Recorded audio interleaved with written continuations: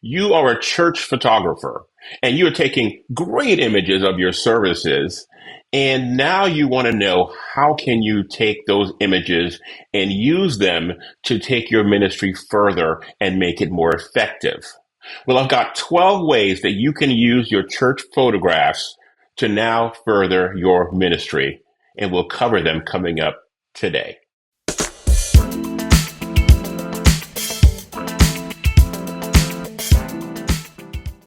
Hi, I'm Lynn Morton from Shutterbug Life, and today we're going to talk about 12 ways you can use your church photos to further that ministry. Now, this is all based on work that we presented from Ron Pollard. He's a photographer based out of Huntsville, Alabama. He does a lot of great work in personal branding, but he also has a part of his business that focuses on church and spiritual photography. And he came and did a live webinar for us in Shutterbug Life in our live webinars that we do once a month.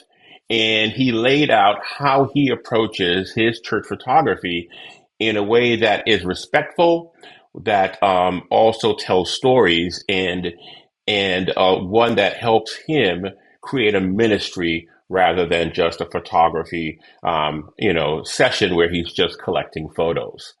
A lot of great stuff in it.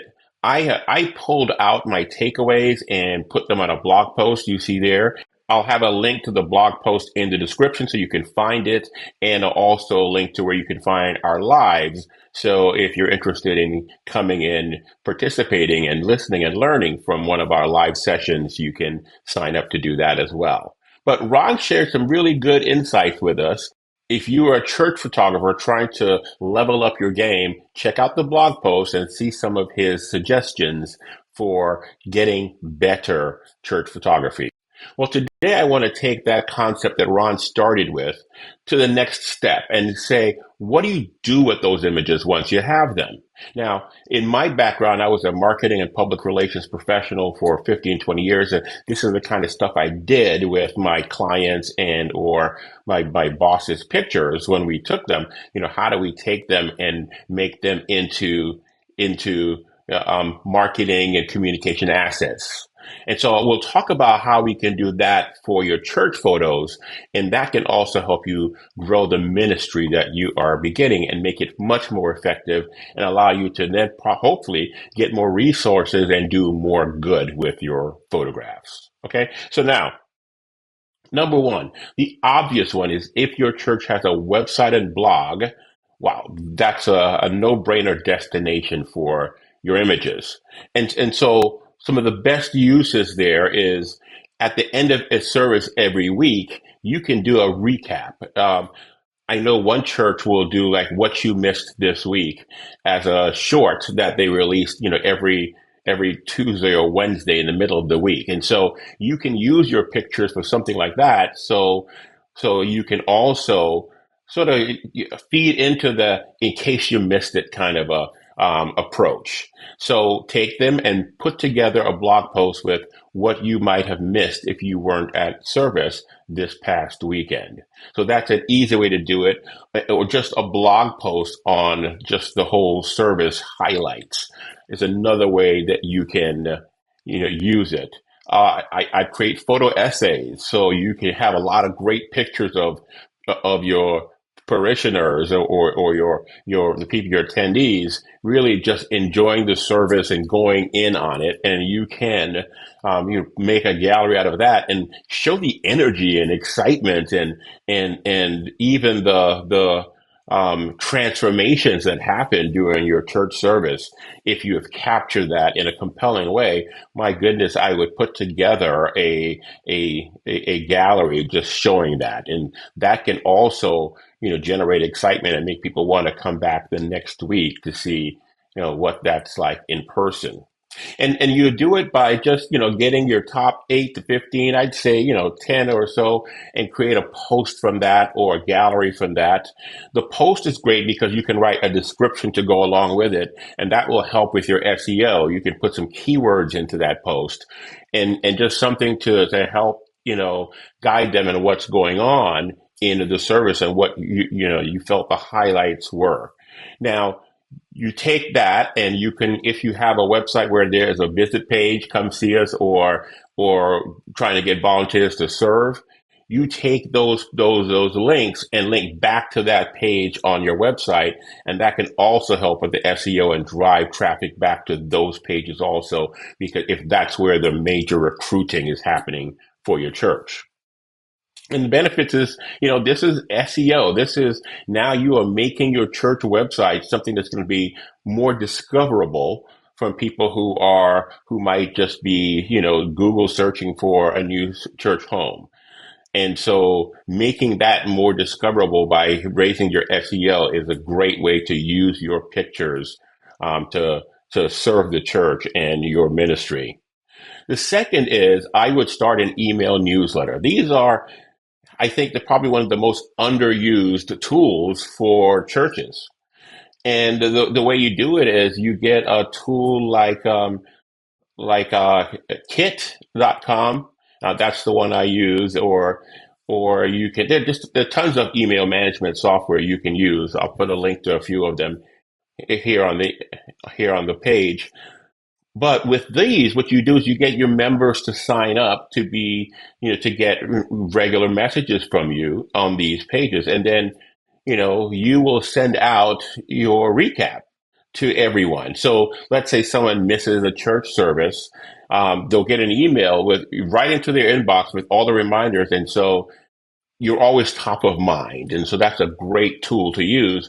And again, you now are going to make an email message that links to your blog post or just includes the images in the email itself. So now you're pushing it out to them. They're not having to go to your website or go to your social media to see what happened. It shows up in their inbox, and a great way to stay top of mind and continue sharing some of the good works that happened during your service. So creating an email newsletter is the second great way to use your images. Of course, we know we've got to use them on social. And so, reels are the big thing these days. So you can create reels from, using a number of your stills images, or most people are shooting video now. So you can create a short video that captures the energy of the service and use that as a reel or even a short video on your social media, whether that's a short on YouTube or that may go along with the full service that you have on YouTube. And you can also do the same thing on Instagram. So people are looking for good words. You will show up, and even with the shorts, maybe they can consume it in a bite-sized format that might then lead them into wanting to look at the whole service. Number four is the short form video. So that, of course, was how to use it long. The short form, again, is with the reels. That is just a great way to make it a small, snackable, consumable approach to your videos. The other place you want to put it is on your Google page. It's a Google business page, but these days everyone has a Google page that you use so people can find out where you are. They can pull it up and get your exact location. But with that Google page, you have an enormous opportunity to also upload pictures and do almost a blog style approach right on your Google page, where you can then put every week new images there. And the cool thing about that is that constant, refreshing with new images signals to Google that something's happening here, and they're likely to now surface you on when people do queries, let's say for a church in the neighborhood. And so that can be a great way to also keep your church service top of mind. Put those images on your Google page. Now, another cool way is a lot of churches have signage throughout the church, and many of them have these digital signage. So it's like a big monitor, TV screen where they have announcements scrolling through. Well, in addition to the announcements, you can also have Here's sort of the highlights and up from last week, and you can show all of those images. You can use images when they want to then talk about something that's coming up in the future. New vacation Bible school. You can pull last year's pictures and use that as part of the promotion on that digital signage. And the signage just doesn't have to be digital. I was talking with one of my community members when I was at PPA, and he was telling me about this church that makes like regular, signage for their lobby. Now, I thought this was a great idea.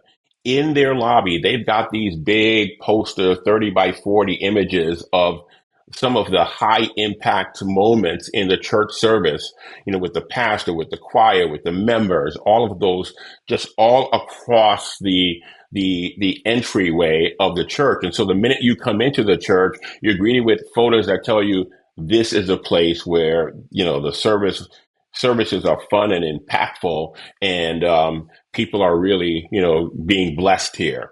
And so that's just another cool way of using your photographs, blowing them up and making them these images that you can have in your front lobby, where so people come in, they are immediately greeted with the impact that your church is making. Even some of the community things you're doing, some of those pictures can go up there, and you can also see the kind of impact you're having externally as well. And that's another great way of using your photographs to tell stories that take your ministry further. Number 7 is when you do print. So you might do brochures for your church. Some people have brochures that they have in the lobby that sort of a welcome to the church, and message from the pastor and all these things. Well, of course, you want to illustrate those brochures, and that's another great place where you can now export high resolution version of your photographs that you can use there. And so in those, whether you have little mini magazines or brochures or just flyers that people can take with them to remind them about the church, and if something is coming up, you've got a sort of like a week of prayer or something coming up that you want to highlight, you make flyers for that. Of course, your pictures will now also illustrate those, and it's another great use for your images. Now, as an old PR guy, I love this approach because, you can have the media be almost like a force multiplier for you with your photographs.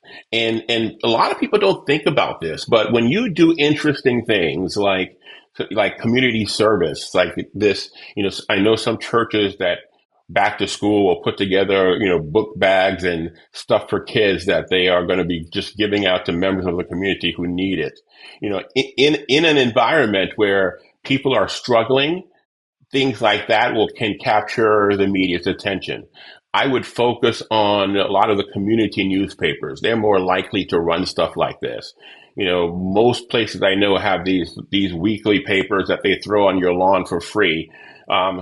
If you write the editor there and say, I've got this, and package it together, here's some pictures, here's what we did, and a lot of them will run it because and especially if they know you to be an important person in the community. Of course, a lot of them will think of running again. A lot of them are looking for content to run in these weekly papers, believe it or not. The weekly papers, the online papers, they're all looking for content all the time. And a lot of you have these community TV news stations, the all news all the time, but just for this community approach. They will come out and cover stuff as you do it. And of course, you can entice them by sending them your pictures and saying, this is what it looked like when we, gave out our backpacks to the students last year. Tell a story of the impact you had, and that would also attract them and make it more likely that they'll want to come out and, wow, what a great, opportunity for your church to be able to be seen around the entire city or town community that you live in and serve, and have them all see the kind of work you are doing, and perhaps bring in new potential members that way. And so Typically you want to, have two or three pictures. You want to have a pitch where tell them what you're doing, what you want them to cover, what you think the story is for them, and then, who to contact for more information. You put all that into one concise email and send it out to the people who are the news editors of these publications. You can, get yourself some coverage that will be good for you and a good use of your images. Now, if your church does ministry reports and almost like an annual report that a company might do at the end of the year, they talk about some of the highlights of the year. And if you have a church that wants to say, here are the highlights and here are all the things we accomplished in 2025, for instance, looking back from where we are today in 2026, then these images that you have chronicled all year long can be an amazing way to help with tell that recap story more persuasively. And so that means as you shoot every week, you're going to hang on to them, and we'll talk about that in a second, and have them categorized so that you can go back and pull together some of the highlights of the year and create a very interesting, look back. And you can even make it a print like an annual report might be. So this is something to also show the members the impact you are having, with their offering and their tithes and offering. And they can also see the good we're doing in the community and perhaps use that to, in their own communities to show people, here's what we're doing with our church. And they can proudly talk about what you are doing there because they have, this tool to help tell that story and back up the things that they're bragging about. So that's another great way to use your images. Now, I talked about having a library. So this is going to be important for you as you start collecting a lot of images. Pretty soon it can get out of control if you don't have a system to store, tag, and categorize them. They call this a digital asset management tool. And you can find them for large companies. I've not found a good solution for like small teams yet. And, this was something we looked for, and I worked at Canon, something we can have that all the different photographers who shot can tag their stuff and upload to so that we can all see at a glance. If we want to do, for instance, a post about baptism, we can search the tag for baptisms and pull up everything that we did last year, that kind of thing. And if you have a system that does that, awesome. Share it with me in the comments. I'd love to see, what it is. But however you decide to do that, that's a great thing to do. You're going to need something more than Dropbox because you're going to want to be able to have something that's searchable so that you can search by topic or by tags by keywords. So you're going to create now a database, a compendium that you and your team, if there are other photographers working with you, or the pastor, or any other communications team members you might have in your church, they can all go in and start to now pull from this database or compendium that you're going to build of all your great images. Just another great way that everyone can also see the value as this database or library continues to grow. They can see the contribution you are making to them. Now, some pastors, number 11, have their own channels where they are, doing their another weekly message, a short message outside of what they do when they preach their weekly sermons. And so, they're building their own brand or their own personal, channel to get out their own messages. And so if they do that, then again, all of the images you have of them, because you can have them not only preaching, but you can do headshots for them, you can do environmental portraits for them, and then you have the action photos for them. So they have a good range of things to pull from as they are, creating their own channel and their own personal approach to their ministry. And then finally, testimonies and photo essays. And that's another great thing you can use. The testimonies will work great for your Google business page. You can, have people go on there and just leave their own their own reviews or testimonies of your church service and the impact it had in their lives. And so that also helps Google, signals to Google that this is a good page to show when people go looking for churches and things like and services that they can attend. And so you can build that into it. And then if someone does it, you can also, grab and take a picture of them to go along with their testimony. So, that's another, great way to use your images both on blog posts and then on some of your marketing and PR. And your website, for instance, was another great place where those testimonies or social proof, as the marketing people call it, can be used and be used effectively. So those are 12 ways you can use your images to help take your ministry a little further. Now, there are a couple things I want you to think about. Now, in terms of ethics or just photo safety, what you might do is maybe put up a sign somewhere that says when you enter the service, you may be photographed in ways that will, we might use to further tell the message of our church service so that people are put on notice when they go in that this is something that might happen for them. Legally, you don't need them to sign releases, but under the heading of just because you can doesn't mean you should, I would just put a notice up there to let them know that this is something that can be expected so they aren't surprised and what you intended to be a good thing is not received as an intrusion. And if you are creating a policy for something like that, you might want to think about the things that you decide you won't cover as a photographer. They might be sensitive parts of the service where you say, someone is sharing something that is deeply personal to them. I'm not going to show that. You've got to, sort of understand that balance of here is something that is good to show plus and the things that, you could, but you probably shouldn't. And I'm going to say trust your gut for some of that. And if you have questions, I would lean on my own clergy for their feedback on their thoughts on what should or shouldn't be used in any specific week. Now, speaking of that, you should probably be talking to them anyway before you start.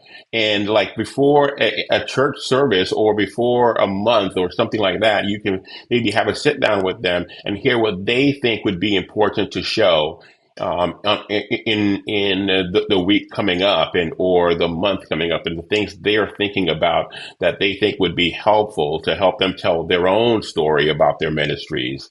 They're a good resource. You want to get them on your side because at some point when you want to get more resources to grow this thing, it's going to be good to have them already on your side. The other thing Ron talked about was you don't use flash. You try not to do things that will distract and put the attention on you. You almost want to be invisible when you're shooting. He suggests wearing dark clothes and just trying to move quietly and quietly and try just not to be seen when you are working as a photographer, for instance, and a flash will certainly disrupt the mood. So he talks about not doing that. And then in editing, there was one scene that he showed in one of his photographs where someone was singing and there's a water bottle on the pulpit next to them. And I asked him, with the easy way it is to delete stuff, would you just delete that water bottle and not clutter your picture? And he talked about trying to be more authentic. And I liken it to if I'm doing a photojournalism shoot, I'm not doing any of that because I'm trying to show truth. And so he suggests, treating this service the same way. You want to be authentic and you want to show truth as much as possible. So you leave everything as it is and do edits to just, clean it up and make it look more like it actually did at the time. So no removing things and adding things and all of that kind of stuff. So keep context truthful with no fabrications. And then once you decide you want to begin to invest in this and you need the church to now say, yes, we like what you're doing, let's grow it, you're going to need money and you're going to need them to start to allocate funds to your ministry. And the best way to be able to make that case for them is to have metrics that you can show them that shows the impact you're having with the photography. And so you'll want to start collecting these metrics on your website and blog. It's, time on page, the number of unique views, how many people are going to these pages and what pages are they going to because of your images. If you take the advice of creating an email list, then you can look at how many people opened the email, how many people clicked through the email or took an action that you asked them to take in the email. You will see a CTA, and that's a call to action is what that is stands for. And it means you're going to ask them to do something with each post and with each email, with everything you do. At the end, you're going to ask them to do something. And that doing something is something that will help drive the ministry forward and something that you can measure to see, here's the impact I'm having. Now, in social media, it saves comments, all that kind of stuff. We know how that works. Local media, when they pick up and actually run your story or come out and cover your story, then you can also look at, what's the circulation of this newspaper, how many people are looking at this channel and this news channel, and you can sort of extrapolate an impact from that into like what's the potential reach now of your message beyond just what's happening in church because it's been amplified by a trusted news source.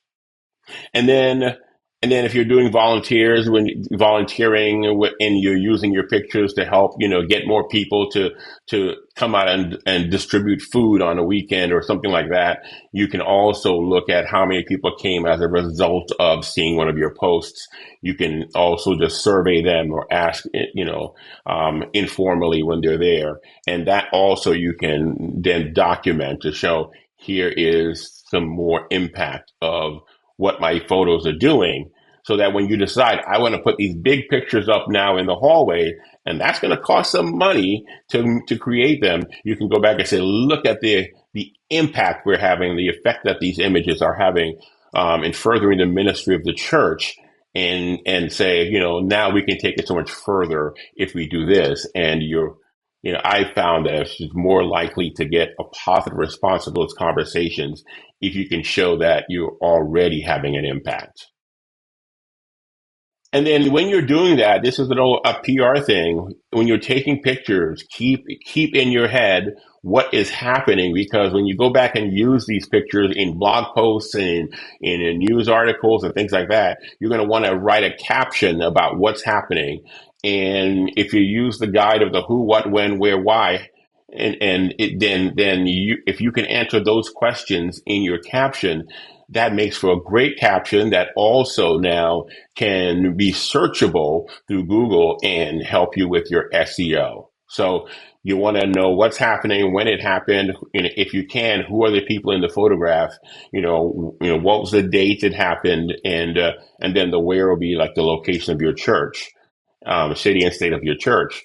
And putting all that into a caption can really make that picture work better for you. And then you also put it into to the alt tags of the photograph. That's, if you don't know what that is, you can on your website then code it so that it's also traveling with the photograph. It's also in the photograph. And it will also be seen by the Google crawlers, and they can also use your photograph as information to say, okay, this is a good page to surface to information queries. And then the metadata that you'll also put onto that page should include, again, the 4 Ws as well. And then you can have the actual dates, the keywords and things like that into the metadata, which is on the top of your blog post or the page where you are putting your photographs. The other thing you might do is have a copyright notice that you can embed into the image and put onto the web page. And what I do with that is just you have the copyright of the year and who owns it in terms of the church or the photographer. And then I also include a link to my copyright notice on my website. And with that, you can also include, this photograph is by so-and-so, and what they want to do if they want to reuse the image. What is your policy on reuse of your image? If you want people to use it liberally, you can say you can use this without asking, or if you want them to come in and request usage rights, then you can say usage rights can be done here, and put the link on your page where you have it, or the email you want them to go to ask for usage rights. Or if you don't want them to use it at all, then you should also make that very, very plain in that copyright notice. And so that's another thing to consider once you start publishing your photograph. Now, the wrap up. Here is the rub. Here is the takeaway message I want you to go away with. Your photos just aren't pictures. They just aren't memories. They can be ministry engines. They can help you, with from your own photography ministry, accomplish so much more. And then by nature of that, your church can now also accomplish so much more. And all of that based on you and your camera, and all the good you can do with it is just, I think, just one of the wonderful opportunities for us as church photographers. So you package them with intention, and you do everything with a strategic intention in mind, meaning every time you do a post or send it out, you give that photograph a job to do. That's your call to action that I talked about. What's the job? Do you want them to inform? Do you want them to invite them to come in? You just want to be an inspiration with this picture? What do you want them to do? You tell them specifically at the end of each one, what do you want them to do, so that you can also measure that. And also they know that after they look at it, you might say, hey, if you like this, come out and see us next weekend here. And so now you planted a seed that, what, I will go out and see them, or, sign up for our newsletter and learn more about what we do every week. Yeah, I think I will. I like these guys. I want to hear from them regularly. And so you think about what you wanted to do strategically, and that helps you not only make an impact, but also measure that impact. And then there's a lot of stuff there. I gave you 12 things you can do. And so don't be overwhelmed by thinking, how do I eat the whole elephant in one bite? Start with one small story this weekend, and then build from there. One small story, where's two things you can do with it, and then two and three, and then you keep growing it. Maybe you get more photographers, and you can do even, you can begin to look at this as a sort of a full ministry of all these, the suite of all 12 things that you can now be pushing out every week. And my goodness, what an impact you'll have. So that is how you can take your church photographs and have much more of an impact with them than just taking them and maybe sticking them on a blog post or just on social media and moving on. You can do so much with them. And if this resonates with you, tell me in the comments which ones are new to you and which ones you might try this weekend if you're taking pictures. And which one are you going to try, and which one are you going to try and make a new habit out of? I'd love to hear from you how you might use this information. All right. If you want to take away the 12 ways to use your church photos to further your ministry and get them as a checklist that you can use as you continue to grow all the uses for your church photos, I've got a downloadable PDF checklist that you can use. Now, if you scan the QR code, it will take you to the download page where you can put in your information and you can get it delivered to you in your email. And you'll have all the 12 ways we discussed and some pointers for each one in a PDF that is that you can take away quickly and use as you continue to grow your photography ministry. Now, I have a favor to ask of you. If you know a pastor, a communications lead, or a photography volunteer who could use this information that we talked about today, please share this podcast with them, forward it to them, and hopefully it can be helpful to them as they continue to grow their ministry as well. So there you have it. Hey, I hope this was helpful to you. Go back into the blog post and see all of the tips that Ron shared with us on his webinar. Sign up for our Shutterbug Live so you can learn with us as we do just a range of different topics, and we bring in guest speakers, and we just every month try and take our photography a little bit further in not just church photography, but just a range of different genres. and learning styles and abilities. All right. Well, that's it for now. Thank you so much for sticking with us to the end and sharing with us in our Shutterbug Life podcast. Come on back next week. I'll have something else for you. And whatever you do, just keep shooting out there and enjoy that Shutterbug Life. Thanks.